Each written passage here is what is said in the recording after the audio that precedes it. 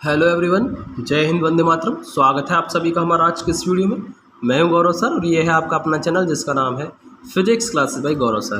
तो डियर, अगर आपने चैनल सब्सक्राइब नहीं किया है तो सब्सक्राइब जरूर कर लें ताकि आपको हर वीडियो का नोटिफिकेशन सबसे पहले मिले। ठीक है, तो करते हैं हम आज का वीडियो स्टार्ट। भौतिक विज्ञान क्लास 11 चैप्टर नंबर 5, नाम है चैप्टर का सरल रेखा में गति। और आज जो हम कराएंगे इसमें चाल के प्रकार बताएंगे, यानी चाल कितने प्रकार की होती है आज हम इसमें ये बताएंगे आपको। तो दोस्तों, इससे पहले जो वीडियो था हमारा, पिछले वीडियो में मैंने आपको चाल और वेग दोनों की परिभाषाएं बताई थी और इनमें अंतर क्या होता है मैंने वो भी बताया था। ठीक है, तो चाल बताई थी मैंने आपको और चाल के प्रकार बताएंगे हम आज की वीडियो में। ऐसे हमने आपको पिछली वीडियो में वेग भी बताया था और वेग के प्रकार बताएंगे इससे नेक्स्ट वीडियो में। ठीक है, तो समझ में आया आपके? चाल और वेग दोनों बताए हैं। आज हम चाल के प्रकार बताएंगे और इससे अगली में वेग के प्रकार बताएंगे। ठीक है, कि चाल कितने प्रकार की होती है और वेग कितने प्रकार के होते हैं, ये सब बताने वाले हैं। ठीक है, अब यहाँ से हम देखेंगे कि चाल जो होती है वो हमारी दो प्रकार की होती है, एक समान चाल और असमान, जिसे हम परिवर्ती चाल कहते हैं। ठीक है, तो चाल दो प्रकार की होती है। ठीक है, पहली कौन सी होती है? पहली होती है हमारी एक समान चाल। और एक समान चाल को हम क्या कहते हैं? इसे यूनिफॉर्म कहते हैं, यूनिफॉर्म स्पीड।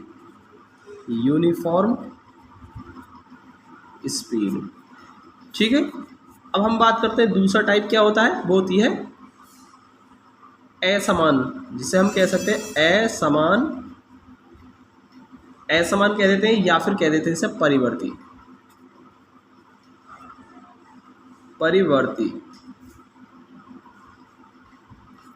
चाल, जिसको हम नॉन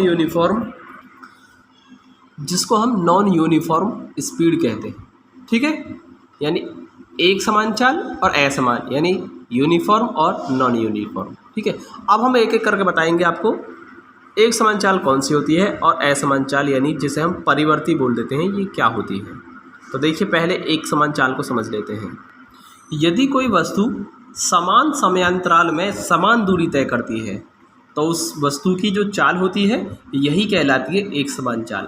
ठीक है, कहने का मतलब ये हो गया कि अगर कोई वस्तु है समान समय में समान दूरी तय कर रही है, यानी पहले 1 घंटे उसने मान लीजिए 20 किलोमीटर की दूरी तय की, फिर अगले एक घंटे में भी उसने 20 किलोमीटर ही दूरी तय की, और फिर अगले 1 घंटे में हमने देखा तो उसने फिर से 20 किलोमीटर दूरी तय की। तो इसका मतलब क्या है कि जो वस्तु है ना वो एक समान चाल से चल रही है, यानी कि उसकी जो चाल है ना वो कैसी है? कांस्टेंट है, एक जैसी स्पीड से ही चल रही है लगातार। ठीक है, तो हमने देखा कि एक समान चाल क्या है कि जब कोई वस्तु समान समयांतराल में समान दूरी तय करती है, जैसा कि मैंने इस एग्जाम्पल में बताया है। ठीक है, यहाँ 1 घंटे में हर बार 1 घंटे में बराबर दूरी तय की जाती है, यानी समान दूरी तय की जा रही है, तो समान अंतराल में समान समयांतराल में समान दूरी तय की जा रही है यहाँ पर। ठीक है, इसलिए ये क्या है? एग्जाम्पल हो जाएगा एक समान चाल का। ठीक है, तो लिख देते हैं इसकी परिभाषा। ठीक है दोस्तों, जब कोई वस्तु समान समय अंतराल में, ठीक है, समय अंतराल में समान दूरियां तय करती है तो वस्तु की चाल एक समान चाल कहलाती है। ठीक है, साथ के साथ मैं इसलिए नहीं लिखता हूँ क्योंकि वीडियो लंबा हो जाएगा। ठीक है ना, इसीलिए मैं पहले लिख देता हूँ, बाद में समझा देता हूँ और पहले भी समझाता हूँ आपको। ठीक है, तो इसमें आपको कोई दिक्कत नहीं होनी चाहिए। ठीक है, लिखा हुआ आपके सामने है। अब देखिए, इसके बाद हम इसका एग्जाम्पल ले लेते हैं। देखिए, कोई एक वस्तु है जो कि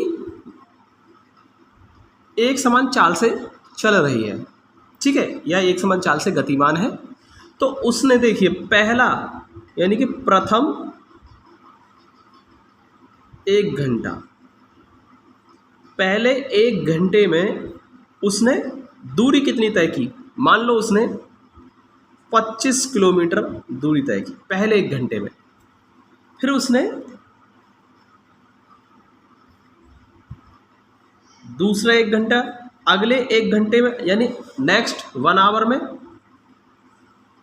उसने फिर से क्या तय की? 25 किलोमीटर दूरी ही तय की।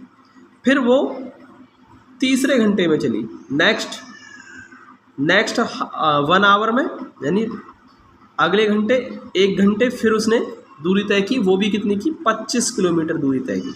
तो यहाँ देख रहे हैं आप समयांतराल बराबर बराबर है और चली गई दूरियां भी बराबर बराबर है, यानी कि हर 1 घंटे में, यानी बराबर बराबर समयांतराल में बराबर बराबर दूरियां तय हो रही है। यही तो मैंने बताया था, यदि एक समान अंतराल में एक समान दूरी तय की जाती है तो वस्तु की यही चाल एक समान चाल कहलाती है। यानी कि उसने 3 घंटे में बराबर बराबर दूरियां तय की और कुल दूरी 75 किलोमीटर तय की। ठीक है, तो ये एग्जाम्पल हो गया किसका, एक समान चाल का। अब हम बात कर लेते हैं असमान चाल, जिसको हम परिवर्ती का मतलब होता है बदलना।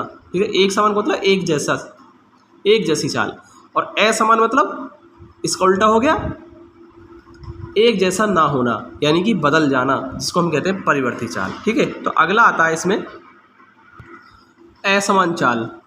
जब कोई वस्तु समान समयांतरालों में भिन्न भिन्न दूरियां तय करती है। वहाँ क्या था, समान समयांतराल में समान दूरियां यानी बराबर बराबर दूरियां तय करती थी, और यहाँ क्या है, समय बराबर है, समयांतराल बराबर है, लेकिन दूरी कैसी है, अलग अलग है।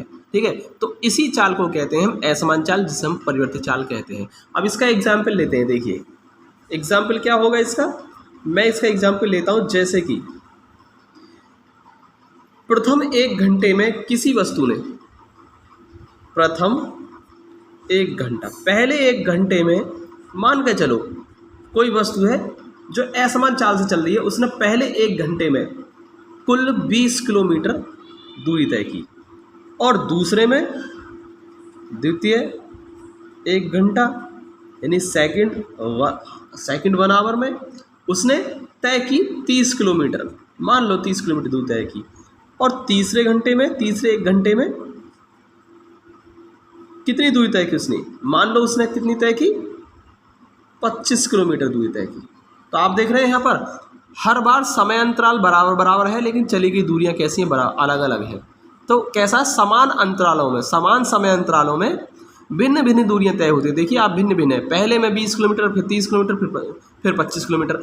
अब दोस्तों यहाँ से एक चीज़ और देखने वाली है, यहाँ से आप देख रहे हैं कि समय अंतराल बराबर है लेकिन दूरियां कैसी अलग अलग आ रही है। यहाँ पर देखिए असमान चाल कैसे हो जाती है। देखिए पहले घंटे में उसने 20 किलोमीटर दूरी तय की, इसका मतलब वो थोड़ा सा आराम से चल रहा होगा पहले के मुकाबले। पहले 25 चल रहा था, अब 20 चल रहा है, इसका मतलब पहले से उसकी जो चाल है वो क्या हो गई होगी, कम हो गई होगी, इसकी स्पीड कम हो गई होगी।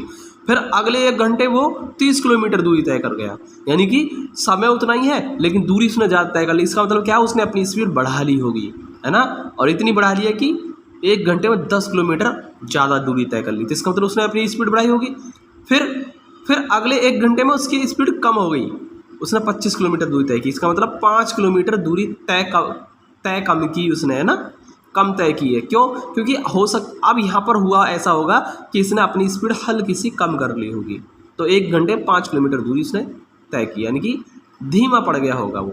तो देख रहे हैं कहीं यहाँ पर बहुत कम मंदा मंदा चल रहा है, फिर एकदम उसने स्पीड बढ़ गई होगी, और फिर धीरे धीरे उसने अपनी स्पीड को कुछ कम कर लिया होगा। तो आप देख रहे हैं कभी ज़्यादा स्पीड, कभी कम, कभी ज़्यादा कभी कम, तो इस तरीके से वो गति कर रहा है। देखो पहले कम, फिर बहुत हाई, फिर उससे कम, इस तरीके से आप देख रहे हैं कि वो लगातार अपनी गति कम ज़्यादा कर रहा है। तो यही क्या है, बदल रही है ना उसकी चाल। अब समान अंतराल समान है लेकिन चाल कैसी होगी उसकी, कम ज़्यादा हो रही है। तो इसका मतलब क्या है, परिवर्ती या असमान चाल है ये। ठीक है, अब देखिए यहाँ पर भी उसने कुल कितनी दूरी तय की है, 20 और 50 और 20 और 25, यानी कि अभी भी उसने कुल 75 किलोमीटर दूरी तय की और 3 घंटे में ही की है। यहाँ भी उसने 75 किलोमीटर दूरी तय की 3 घंटे में, और यहाँ भी, लेकिन उसने बीच में अपनी चाल को कम ज़्यादा किया। यहाँ पर वो एकदम जिस स्पीड से स्टार्ट हुआ उसी से चलता गया, उसने ना अपनी स्पीड कम की ना ज़्यादा की। ठीक है ना, तो यही होती है एक समान और असमान चाल। अब असमान चाल भी हमारे 2 प्रकार की हो जाती हैं। तो देखिए असमान चाल जो है वो कितनी होती है, अभी मैंने बताया 2 प्रकार की होती है। पहला होता है इसमें औसत चाल और दूसरा होता है तात्क्षणिक चाल। तो पहले मैं औसत चाल को बता दूं, तात्क्षणिक चाल को मैं बाद में बताऊंगा। और ये किसके एग्जाम्पल है, ये असमान चाल के ही हैं, क्योंकि समान चाल के कोई प्रकार नहीं होता, लेकिन असमान चाल यानी परिवर्ती चाल के 2 प्रकार होते हैं, औसत चाल और इसमें दूसरा आता है तात्क्षणिक चाल। तो पहले औसत चाल देख लेते हैं। दोस्तों मैंने यहाँ पर लिखा है औसत चाल क्या होती है। देखिए औसत चाल होती है कुल तय की गई दूरी बटे कुल समय, यानी आपने कुल कितनी दूरी तय की और कुल कितना समय लगा, इन दोनों का जो अनुपात होगा वही औसत चाल होगा। जैसे कि किसी वस्तु द्वारा तय की गई कुल दूरी, ठीक है, तय की गई कुल दूरी तथा कुल समय के अनुपात को या कुल समय अंतराल के अनुपात को औसत चाल कहते हैं। ठीक है, समझ में आया? या कह सकते हैं, इसको ऐसे भी कह सकते हैं कि किसी वस्तु द्वारा किसी निश्चित समय में, किसी निश्चित समय अंतराल में तय की गई कुल दूरी, ठीक है, तथा समय अंतराल का अनुपात वस्तु की औसत चाल कहलाती है। ऐसे भी कह सकते हैं इसको, ठीक है। अब हम बात करते हैं औसत चाल के बाद तात्क्षणिक चाल की। तो देखिए तात्क्षणिक चाल यानी इंस्टेंटेनियस स्पीड, देखिए क्या है, परिवर्ती चाल से गतिमान वस्तु की किसी क्षण विशेष पर चाल उसकी तात्क्षणिक चाल कहलाती है। यानी कोई एक वस्तु है जो परिवर्ती चाल से चल रही है, तो एट ए टाइम यानी किसी भी क्षण, ठीक है, किसी भी क्षण पर जो उसकी चाल होगी ना, जो किसी विशेष क्षण पर अगर हम उसकी चाल देख रहे हैं किसी विशेष क्षण पर, ठीक है, एट ए टाइम, ठीक है, तो वही क्या कहलाती है, उसकी तात्क्षणिक चाल कहलाती है। तो समझ में आया आपके? किसी भी क्षण यानी जिस क्षण आप देख रहे हैं ना किसी वस्तु की अपरिवर्तित यानी कि परिवर्ती चाल को, ठीक है, जिस क्षण आप देख रहे हैं तो वही क्या है, उसकी परिवर्ती चाल है, सॉरी तात्क्षणिक चाल है, इंस्टेंटेनियस स्पीड। इंस्टेंटेनियस का मतलब है क्षण भर के लिए, ठीक है, क्षणिक, ठीक। तो इसको हम देखिए कैसे लिख सकते हैं, तात्क्षणिक चाल v है आपकी, तो क्या होगी, लिमिट, मैंने लिखा है limit delta t tends to 0, ठीक, और डेल्टा s बटे डेल्टा t। भाई वेग क्या होता है, विस्थापन बटे समय या दूरी बराबर चाल बटे समय, तो ये चाल है और ये क्या समय है, लेकिन टाइम कितना है, मैंने लिया डेल्टा t टेंस टू 0, और डेल्टा t टाइम यानी टाइम कैसा, बहुत ही कैसा, बहुत स्मॉल है, नेग्लिजिबल है, बिल्कुल 0 के बराबर, ना के बराबर टाइम है। इसका मतलब क्या हुआ, परिवर्ती समय कितना है, ना के बराबर है, लगभग 0 है, 0 से भी कम है, सॉरी लगभग 0 है, 0 से कम नहीं, लगभग 0 है, ठीक है ना। तो बहुत मतलब किसी क्षण के लिए, एक क्षण के लिए यह, ठीक है ना, बहुत कम समय है, ये टेंस टू 0 है, लगभग 0 के बराबर, ठीक है। तो ये क्या है, चाल ही तो है ये, तो ये क्या क्षणिक चाल होगी ये। और जब डेल्टा t और भी टेंस टू 0 कर दिया है तो हम इसको चाहे तो ds बटे dt भी लिख सकते हैं, डेल्टा को ds में कन्वर्ट कर देते हैं जब delta t tends to 0 limit लगा देते हैं, ठीक है। तो ये क्या है, ये डेल्टा s बटे डेल्टा t क्या है, s का t के सापेक्ष अवकल गुणांक है, और अवकल गुणांक क्या होता है ये आप पढ़ोगे मैथमेटिक्स में, ठीक है। तो यहाँ समझ में आया, ये किसी भी क्षण के लिए है। तो ये दोस्तों यही होता है हमारा आज का वीडियो ख़त्म, मिलते हैं अगले वीडियो में। अगर वीडियो पसंद आया है तो लाइक करें, चैनल को सब्सक्राइब जरूर कर लें ताकि आपको टाइम से नोटिफिकेशन मिलता रहे और कोई वीडियो आपसे ना छूटे, ठीक है। तो मिलते हैं अगले वीडियो में, तब तक के लिए जय हिंद, वंदे मातरम।